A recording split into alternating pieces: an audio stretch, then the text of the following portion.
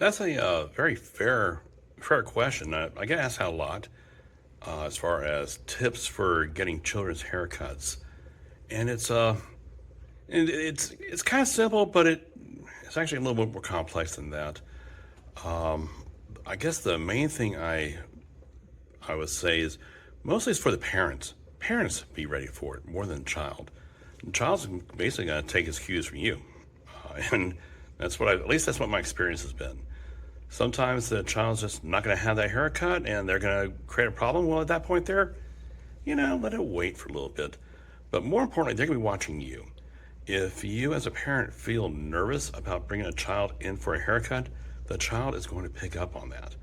So, to that point, there's a few ways I branch out on this. One, especially for little boys, when it's time for the boy to start transferring into a more of a middle-aged boy or transferring to a young man, that's where I would say let's get dad to take the child in as opposed to mom.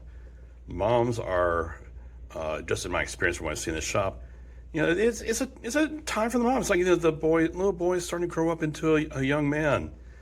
And I know just from my own experience as a father and as a grandfather, I don't like seeing I don't like seeing my daughter or my granddaughters growing up. I don't like seeing that, so I totally get it.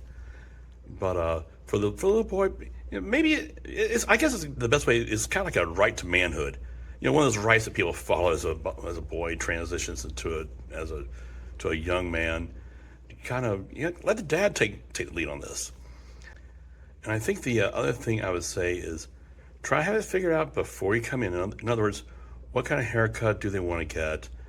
Uh, I guess the biggest issues I've seen between the parent and the child is when the child sits in the chair and doesn't know what they want.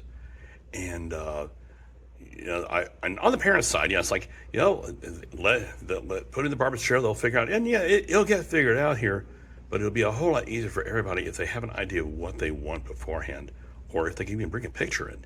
That helps a lot too. And I guess if they're really young, nowadays in the past we had it was barbershops and beauty salons. That's where people went, but now we have all these different places where people can choose from. And there are shops which are specifically designed for little kids. I visited one in Buckhead a couple weeks ago, and wow, I was really impressed. They are set up for cutting children's hair, and I seek them out. The one I looked at was Ponytails and Buzz Cuts over on Roswell Road. The manager's name is Charmaine, and they look fantastic for little kids' cuts. So take some time, just kind of figure it out. And I guess the last tip I would give is if mom is taking the young boy in for the haircut, figure out who's going to be in charge.